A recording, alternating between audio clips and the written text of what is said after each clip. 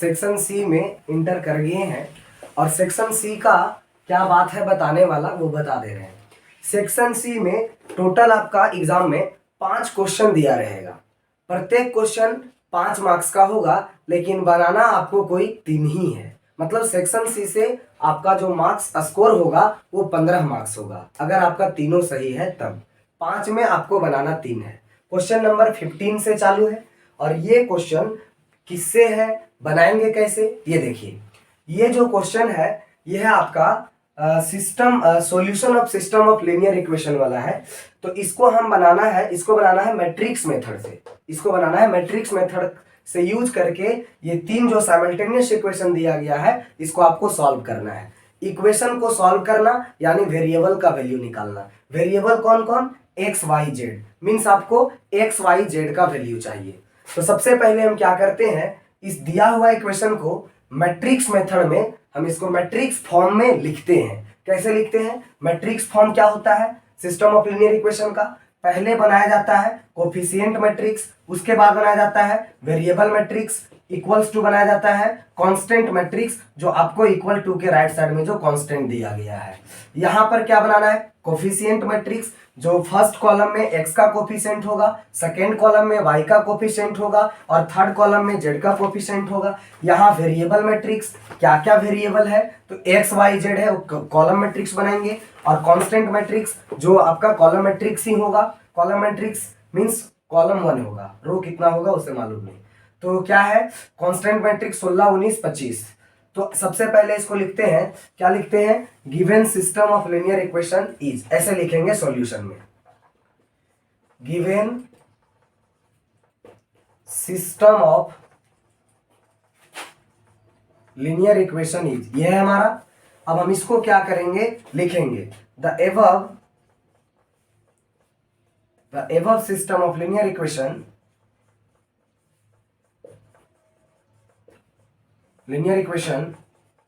can be written in matrix form as. किस तरह से लिखा जाएगा? पहले हम बताएं कि कोफिशिएंट मैट्रिक्स बनाना है। कोफिशिएंट मैट्रिक्स में फर्स्ट कॉलम में आपका x का कोफिशिएंट 5 2 3, सेकेंड में y का कोफिशिएंट यहाँ 3, यहाँ 1, यहाँ पर 2, और थर्ड कॉलम में z का कोफिशिएंट 1 3 4। उसके बाद वेरिएबल मैट्रिक्स में क्या क्या वेरिएबल यूज हुआ है?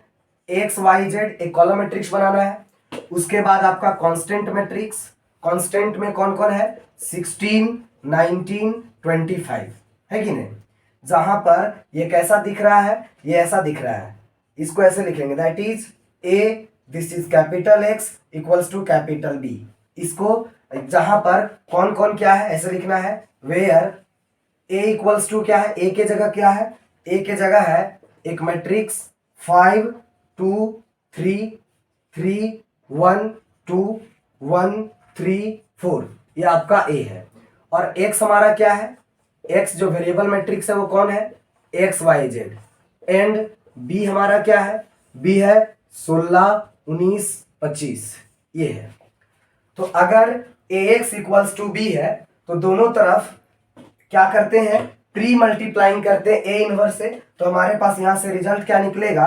अगर ax इक्वल्स टू b होगा तो यहां से हमारे पास रिजल्ट निकलेगा, हमको x चाहिए ना, वेरिएबल मैट्रिक्स चाहिए, x चाहिए मतलब ये x y z चाहिए, इसका मतलब x चाहिए। तो यहां से x निकालेंगे तो क्या हो जाएगा? a इनवर्स इंटू b, इसी को इक्वेशन 1 कह देंगे। तो अब यहां से आप देख सकते हैं कि x निकालने के लिए हमको a इनवर्स और b चाहिए। b मालूम है, b हमको मालूम है, तो a इनवर्स कैसे निकलता है? a इनवर्स अब हमको निकालना है। निकलता कैसे है? सबसे पहले देखो कि इसका इनवर्स, a का इनवर्स एग्जिस्ट कर रहा है या नहीं।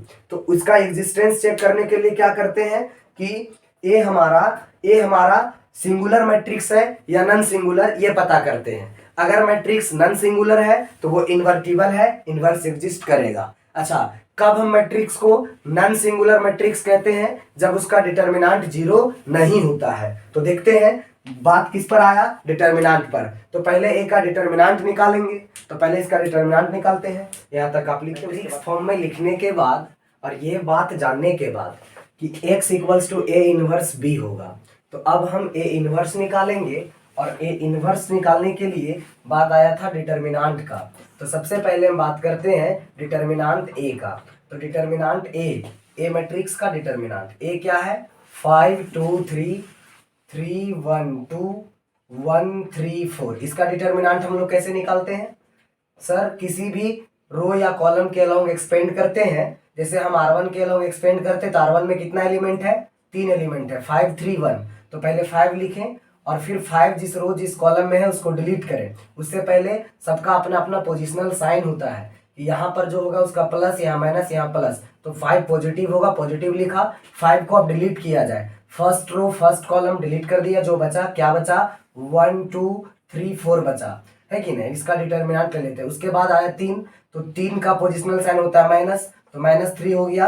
अब 3 जिस रो जिस कॉलम में है उसको डिलीट करेंगे तो 2 3 3 4 2 3 3 4। उसके बाद 1 का पोजिशनल साइन पॉजिटिव, तो ये 1 हो जाएगा। 1 जिस रो जिस कॉलम में है उसको डिलीट करने के बाद जो बचेगा उसका डिटर्मिनेंट। तो 1 है फर्स्ट रो थर्ड कॉलम में, तो क्या हुआ? उसको डिलीट कर दिए, बचा क्या? 2 3 1 2 2 3 1 2। अब इसको सॉल्व किया जाए। ये 5 है, 2/2 ऑर्डर वाला डिटर्मिनेंट कैसे सॉल्व करते हैं? 4 1 जा 4, पहले इधर से गुना माइनस फिर इधर से गुना। 3 2 जा 6 -3, 4 2 जा 8, 3 3 जा 9 प्लस 1, 2 2 जा 4 -3। उसके बाद ये कितना होगा? 4 -6 -2 5 जा -10, 8 -1 8 -9 -1 इंटू -3 प्लस 3। उसके बाद 4 में 3 तो 1 1 इंटू 1 1। ये क्या आएगा? -10 प्लस 3 और 1 4, यानी -6 आएगा, जो कि 0 नहीं है। अगर डिटर्मिनांट ए 0 नहीं है, इसका मतलब ए इनवर्स क्या करेगा? एग्जिस्ट करेगा। ए इनवर्स एग्जिस्ट करेगा। अगर ए इनवर्स एग्जिस्ट करेगा तो ए इनवर्स निकालने के लिए अब क्या क्या जरूरत पड़ता है? ए इनवर्स का फॉर्मूला होता है 1 by determinant A into adjoint A. 1 by determinant A into adjoint A. तो आप एडजॉइंट ए निकालेंगे। एडजॉइंट ए का क्या मतलब है? ए का कोफैक्टर मैट्रिक्स का ट्रांसपोज। तो ए का कोफैक्टर मैट्रिक्स, ए आपको यहां दिख रहा है, इसका कोफैक्टर मैट्रिक्स निकालेंगे। मतलब प्रत्येक एलिमेंट का कोफैक्टर निकाल के जहां एलिमेंट है वहां रखना है और उसको ट्रांसपोज करना है, तो एडजॉइंट निकल जाएगा। तो इसको लिखिए, फिर हम कोफैक्टर निकालते हैं सारे एलिमेंट्स का। अब हम एडजॉइंट निकालने का बात किए, और एडजॉइंट क्या होता है? ए का कोफैक्टर मैट्रिक्स का ट्रांसपोज। और ए का कोफैक्टर मतलब क्या है? कोफैक्टर मैट्रिक्स का क्या मतलब है कि ए का जहां 5 है, अब 5 नहीं लिखेंगे, अब 5 का कोफैक्टर लिखेंगे। और कोफैक्टर को डिनोट कैसे करते थे? ए आई जे से, है कि नहीं? तो ये एलिमेंट कहां पर है? फर्स्ट रो फर्स्ट कॉलम में, तो उसका कोफैक्टर क्या होगा? A11, वही लिखे। सारे एलिमेंट के जगह पर हम उसका कोफैक्टर से रिप्लेस कर दिए, तो ये जो नया मैट्रिक्स बना ये कोफैक्टर मैट्रिक्स बना। और इसका अगर हम ट्रांसपोज करेंगे तो ये हमारा एडजॉइंट ए निकल जाएगा। तो सबसे पहले क्या करते हैं? सबका कोफैक्टर निकालते हैं। तो इसीलिए हम क्या करते हैं? A11 A12 और A13। उसके बाद A21 A22 और A23, A31 A32 और A33। ये सारा का सारा वैल्यू निकालते हैं। तो क्या हो जाता है? सबसे पहले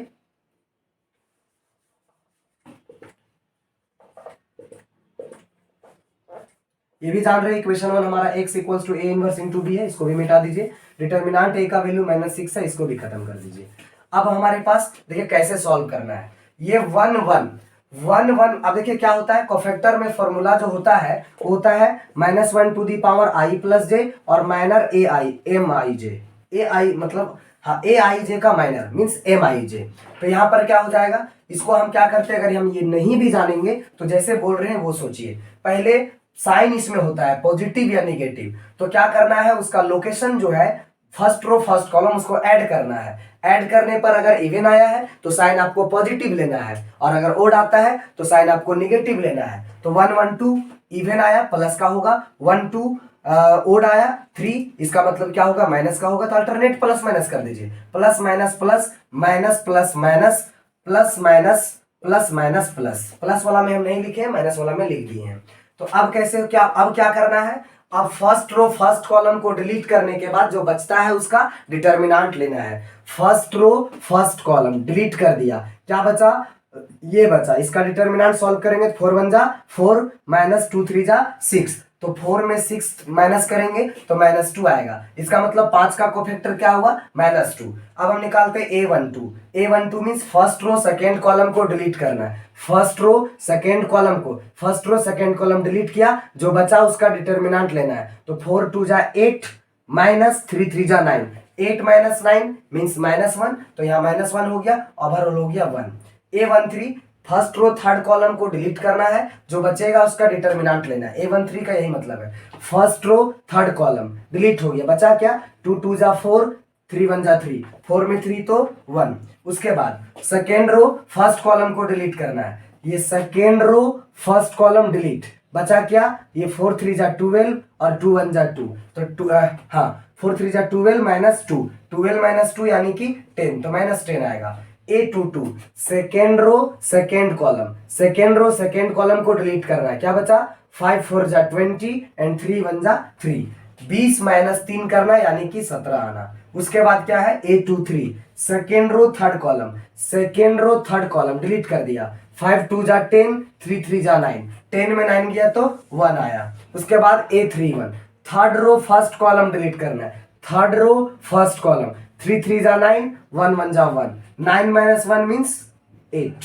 उसके बाद A32 third row second column delete हो गया, 5 3 जा 15 2 1 जा 2, 15 में 2 तो 13 बचेगा। उसके बाद third row third column delete करना है, तो क्या बचेगा, थर्ड रो थर्ड कॉलम को डिलीट करने के बाद जो बचा उसका डिटर्मिनेंट, 5 1 जा 5 2 3 जा 6, 5 में 6 तो -1, ये हुआ। सारा कोफैक्टर निकाल लिए, अब इसको रिप्लेस करेंगे इससे, सबका वैल्यू हम यहाँ पर पुट करेंगे, फिर उसका ट्रांसपोज करेंगे। तो इस बात को लिखिए फिर हम बताते हैं।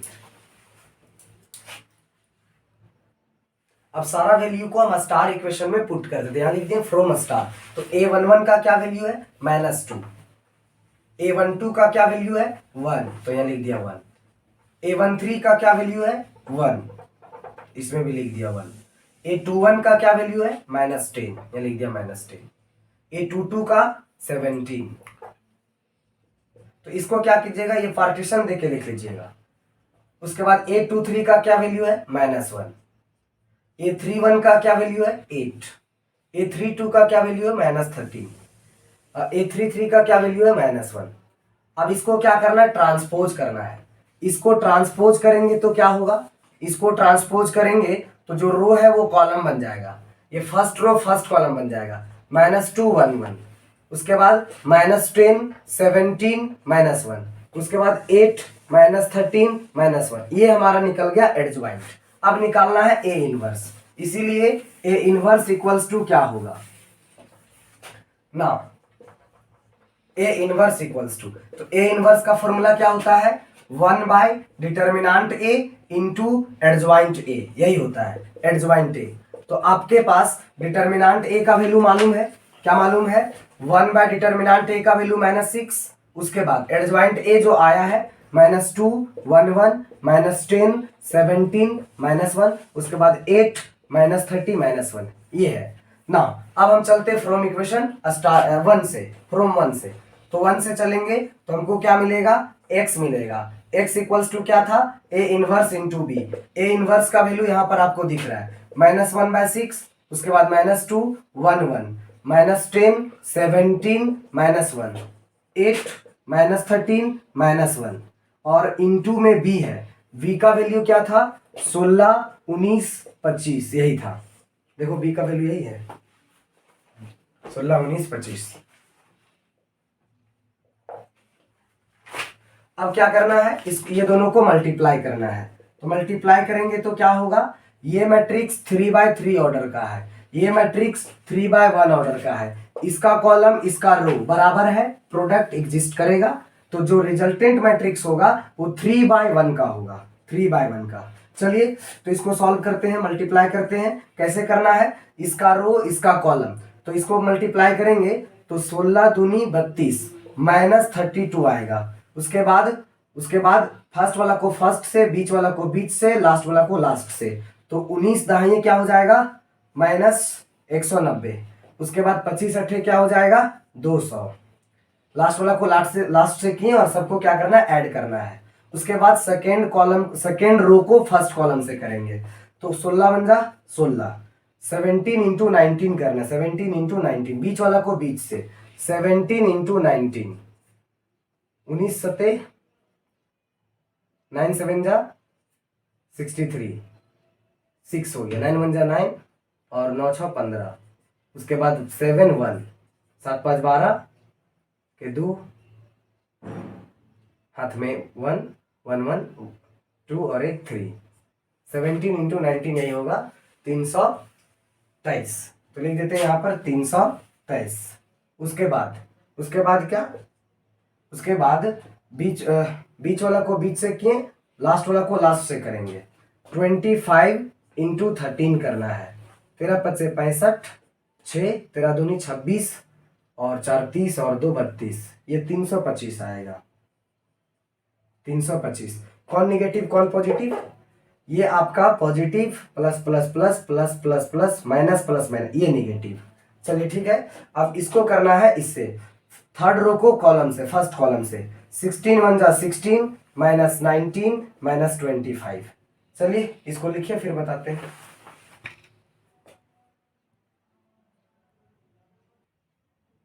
इसको सॉल्व करते हैं। x इक्वल्स टू -1/6 है, और जब इसको ऐड करेंगे 200 प्लस में है और 190 माइनस में है, घटेगा। 200 में 190 घटाएंगे 10 बचेगा, 10 में -32 में प्लस 10 घटाएंगे तो -22 बचेगा। इसको सॉल्व करेंगे, 325 में 323 चला गया तो माइनस का 2 बचा, 16 में -2 करेंगे तो ये 14 बचेगा। उसके बाद यहाँ पर 16 में -19 घटा देंगे, मतलब 16 में 19 घटा देंगे तो -3 बचेगा, -3 और -25 -28 हो जाएगा। तो अब क्या हो जाएगा, x जो था हमारा एक्चुअल में ये मैट्रिक्स था XYZ इक्वल्स टू क्या हो जाएगा, -1/6। और अगर -1/6 को अंदर मल्टीप्लाई करते हैं तो हो जाता है हमारा माइनस माइनस प्लस 22/6, उसके बाद -14/6, उसके बाद +28/6, ये हो जाएगा। और इसको जब हम सॉल्व करेंगे, कट करेंगे तो क्या हो जाएगा, 11 दूनी 22 और 2 तिया 6 मीन्स 11/3 हो जाएगा। 2 सते 14 और 2 तिया 6, 7/3 हो जाएगा। 2 14 28 हो जाएगा, ये 14 बार में और ये 3 बार में, ये हो जाएगा। तो दो इक्वल मैट्रिक्स से, इक्वालिटी ऑफ टू मैट्रिक्स से हम क्या करेंगे, अपना अपना पोजीशन वाला एलिमेंट इक्वल होगा। x के जगह क्या दिख रहा है आपको, 11/3, x के जगह पर दिख रहा है 11/3, कॉमा y के जगह पर -7/3, कॉमा z के जगह पर 14/3। यही हमारा क्या होगा, आंसर होगा। लिख लीजिए, लिख लीजिए। चलिए क्वेश्चन नंबर 16 देखते हैं। क्वेश्चन नंबर 16 में क्या बोलता है, find the maximum and minimum value of the function. इस फंक्शन का मैक्सिमम और मिनिमम वैल्यू कैसे क्या होगा। तो मैक्सिमम और मिनिमम वैल्यू हम निकालते कैसे हैं, तो डिफरेंशिएशन यानी कि डेरिवेटिव का यूज करके निकालते हैं। तो डेरिवेटिव का यूज करना है और उसमें दो टेस्ट होता है, एक होता है फर्स्ट डेरिवेटिव टेस्ट और एक होता है सेकेंड डेरिवेटिव टेस्ट। तो हम इसको फर्स्ट डेरिवेटिव टेस्ट से भी बना सकते हैं और सेकेंड डेरिवेटिव टेस्ट से भी बना सकते हैं। तो आपका मन, तो हम क्या करते हैं, हम फर्स्ट डेरिवेटिव टेस्ट से बनाते हैं या फिर सेकेंड डेरिवेटिव से भी बना सकते हैं। चलिए, तो सबसे पहले क्या करना है, जो फंक्शन दिया हुआ है उसको लिखना है। गिवन फंक्शन इज, ये क्वेश्चन नंबर 16 का सॉल्यूशन का बात कर रहे हैं हम। गिवन फंक्शन इज हमारे पास दिया गया है, ये फंक्शन है। तो सबसे पहले इसका डेरिवेटिव निकालेंगे। सबसे पहले इसको क्या करेंगे, इसका डेरिवेटिव निकालेंगे। इसको इक्वेशन 1 कह दिए।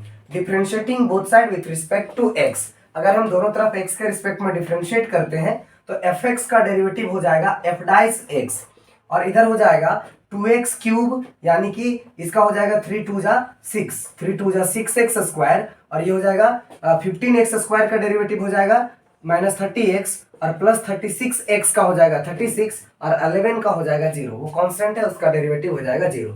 यहाँ से क्या करते हैं, 6 कॉमन लेते हैं तो ये हो जाएगा x² -5x और +6। इसको जब हम फैक्टराइज करेंगे तो क्या लिखेंगे, x² -3x -2x +6। तो यहाँ से क्या होगा, ये 6 है उसके बाद हम यहाँ से x कॉमन लेते हैं फर्स्ट टू टर्म से, ये दोनों से x कॉमन लेंगे तो क्या बचेगा, यहाँ बचेगा x और यहाँ क्या बचेगा -3। ये दोनों से -2 कॉमन लेते हैं तो बचेगा यहाँ पर x और वहां बचेगा -3। अब यहाँ से आप देख सकते हैं एक आपका x -3 आएगा, एक आपका x -2 आएगा। तो हमारा जो f डैश x निकला क्लियर, वो क्या है, f dash x equals to इतना निकला। इसको हम ये जो डेरिवेटिव बोला था इसको हम इक्वेशन 2 कह दिए, इसको इक्वेशन 2 कह दिए और ये हमारा f डैश x है। उसके बाद हम निकालते हैं क्रिटिकल पॉइंट। क्रिटिकल पॉइंट निकालने के लिए f डैश x को 0 पुट करते हैं, तो यहां पर लिखेंगे इसके बाद for critical point we put f dash x equals to 0। तो f dash x equals to 0 put करेंगे तो क्या इसका मतलब क्या है कि इसको 0 पुट करेंगे तो 6 into x -3 into x -2 equals to 0। अब बताइए 6 तो 0 होगा नहीं, इसका मतलब ये दोनों को 0 होना पड़ेगा, तो x -3 इक्वल्स टू 0 और x -2 इक्वल्स टू 0। तो यहाँ से x इक्वल्स टू 3 मिलेगा आपको और यहाँ से x इक्वल्स टू 2 मिलेगा। मतलब आपको दो क्रिटिकल पॉइंट मिल गया है, जहां पर डेरिवेटिव 0 होता है वैसा पॉइंट आपको दो मिल गया है। ये निकालने के बाद, क्रिटिकल पॉइंट निकालने के बाद आप यहां से चुन सकते हैं कि किससे बना है। अगर हम फर्स्ट डेरिवेटिव टेस्ट से बनाएंगे तो f डैश x का साइन स्कीम बनाना होगा, और अगर आप सेकेंड डेरिवेटिव टेस्ट से बनाना चाहते हैं तो f double dash x find करना होगा, आपका जो मन। चलिए हम क्या करते हैं, सेकेंड डेरिवेटिव टेस्ट से बनाते हैं। तो सेकेंड डेरिवेटिव टेस्ट से बनाने के लिए हमको f डबल डैश x निकालना होगा। यहां तक लिखिए फिर बताते हैं। अब हम क्या बोले कि सेकेंड डेरिवेटिव टेस्ट से बनाने के लिए f डैश x से इसको हम एक बार और डिफरेंशिएट करके और f double dash x find कर लेंगे। तो यहां लिखेंगे again differentiating equation 2 both side with respect to x we get. तो क्या हो जाएगा, f डबल डैश x आ जाएगा। f डैश x को एक बार और डिफरेंशिएट कीजिएगा तो f डबल डैश x आ जाएगा। 6x स्क्वायर का क्या हो जाएगा 12x माइनस 30x का क्या हो जाएगा 30 और 36 का 0 हो जाएगा। ये हमारा निकल गया f डबल डैश x। अब आपको क्या करना है, ये f डबल डैश x इसको इक्वेशन 3 नाम दे देंगे। उसके बाद आपका जो क्रिटिकल पॉइंट निकला है उसको पुट करना है f डबल डैश x में। तो f डबल डैश x में पुट करना है तो लिखेंगे put x equals to 2 in equation 3। आप क्या कीजिएगा, इक्वेशन 3 में जो भी क्रिटिकल पॉइंट निकलता है डबल डैश x में आपको पुट करना है। तो अगर हम x इक्वल्स टू 2 रखते हैं इक्वेशन 3 में तो क्या हो जाएगा, f डबल डैश x के जगह 2, इधर क्या हो जाएगा 12x के जगह 2 माइनस 30, ये 12 दूनी 24 में 30 चला गया, क्या आ जाएगा -6 आ जाएगा। तो ये -6 मतलब ये निगेटिव आया, ये लेस देन 0 आया। अगर double derivative at x equals to 2 पर, डबल डेरिवेटिव 2 पर क्या आया, निगेटिव आया। इसका ये मतलब है कि x इक्वल्स टू 2 जो है हमारा वो क्या है, पॉइंट ऑफ मैक्सिमा है। ये हमारा क्या है, पॉइंट ऑफ मैक्सिमा। अगर कोई पॉइंट ऑफ मैक्सिमा है तो उस पॉइंट पर फंक्शन का वैल्यू क्या होगा, मैक्सिमम होगा। एंड f2 जैसे कि f double dash x negative आया तो x इक्वल टू 2 हमारा पॉइंट ऑफ मैक्सिमा हो गया, पॉइंट ऑफ मैक्सिमा। अब क्या करते हैं, इसका मतलब क्या है कि 2 पर फंक्शन का वैल्यू मैक्सिमम आएगा, तो 2 पर फंक्शन का वैल्यू को क्या बोलेंगे, f2, और f2 हमारा क्या हो जाएगा, मैक्सिमम वैल्यू। चाहे ऐसे लिखते हैं f2 इक्वल्स टू क्या हो जाएगा, जो फंक्शन हमारे पास क्या था, फंक्शन जो था शुरू में उसको लिखते हैं, फंक्शन था fx इक्वल्स टू हमारा था 2x cube minus 15x square plus 36x plus 11। तो अब क्या कर रहे हैं आप, f2 निकाल रहे हैं, f2 x के जगह 2 रख रहे हैं, तो यहाँ पर 2 है, x के जगह 2 रखेंगे तो 2 का क्यूब हो जाएगा माइनस 15, 2 का स्क्वायर हो जाएगा, उसके बाद प्लस 36, x के जगह 2 प्लस 11। इसको क्या करना है, जोड़ घटाव करना है। तो 2 का क्यूब क्या हो जाएगा, 8 2 जा 16 हो जाएगा, 2 का स्क्वायर 4 15 जा 60 हो जाएगा, प्लस 36 2 जा 72 हो जाएगा, प्लस 11 हो जाएगा। यहाँ पर क्या हो जाएगा, 72 में 60 चला गया, 12 हो गया, 16 प्लस 12 प्लस 11 हो गया। जोड़ दीजिए, 1 2 3 और 6 9 हो जाएगा, 1 1 2 और 1 3 हो जाएगा। ये 39 जो आया वो हमारा मैक्सिमम वैल्यू आया फंक्शन का। तो ये क्या हो गया, hence maximum value of F x is 39। कहां पर, एट x इक्वल्स टू 2 पर। अब मिनिमम वैल्यू का बात करेंगे हम, तो अब उसके लिए क्या करते हैं, सारा क्रिटिकल पॉइंट को इक्वेशन 3 में पुट करना होता है। तो हम अभी 2 पुट किए थे, अब हम 3 पुट करते हैं। तो इसको लिखिए फिर बताते हैं। अब हम पुट करते हैं x इक्वल्स टू 3 इक्वेशन 1 में, क्योंकि हमारे पास 2 क्रिटिकल पॉइंट था, दोनों को पुट करके चेक करना पड़ेगा। तो क्या करते हैं, पुट करेंगे तो क्या हो जाएगा, f डबल डाइस x के जगह 3 हो जाएगा, और ये 12 है, x के जगह 3 हो जाएगा -30। ये क्या हो जाएगा, 12 3 जा 36 -30 का मतलब है 6, और 6 पॉजिटिव है। इसका ये मतलब हुआ कि f double dash since f double dash 3 ये पॉजिटिव है। अगर f डबल डैश 3 पॉजिटिव है, इसका मतलब ये है कि x बराबर 3 जो पॉइंट है वो आपका पॉइंट ऑफ मिनिमा है। वो पॉइंट ऑफ, ये उल्टा होता है यहाँ पर, अगर डबल डेरिवेटिव पॉजिटिव आया किसी पॉइंट पर तो वो पॉइंट ऑफ मिनिमा है, और निगेटिव आया तो वो पॉइंट आपका पॉइंट ऑफ मैक्सिमा है।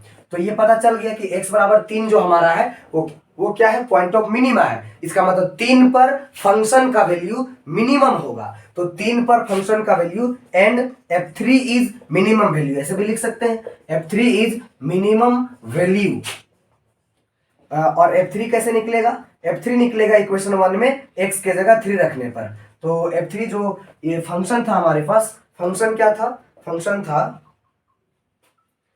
fx equals to 2x cube minus 15x² plus 36x plus 11, यही था। x के जगह आप क्या रख रहे हैं, 3 रख रहे हैं। तो ये 2x के जगह 3 का क्यूब हो जाता है 27 माइनस 15 x के जगह 3, तो 3 का स्क्वायर हो जाता है 9। उसके बाद फिर क्या, 36 x के जगह रखना है 3 और प्लस का 11। इसको सॉल्व करते हैं। ये 27 दूनी हो गया 54, ये 15 नवा हो गया 135, और ये 36 दिया हो गया 108 और प्लस 11। चलिए अब सॉल्व करते हैं। तो क्या हो जाएगा, 54 और 11,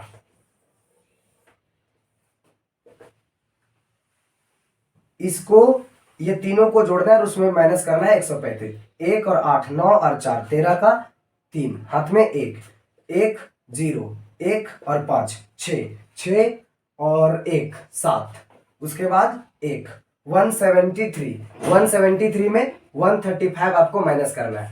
13 में 5 तो 8, 13 में 5 तो 8, उसके बाद 6 में 3 तो 173 में 135, 13 में 5 तो 8, 6 में 3 तो 3, 38। 3 का क्यूब था 27, 3 का स्क्वायर 36 दिया 108, 38 आया है। इसको लिखिए 38, ये आपका आया 38। f3 इसका क्या मतलब है कि f3 हमारा 38 इज मिनिमम वैल्यू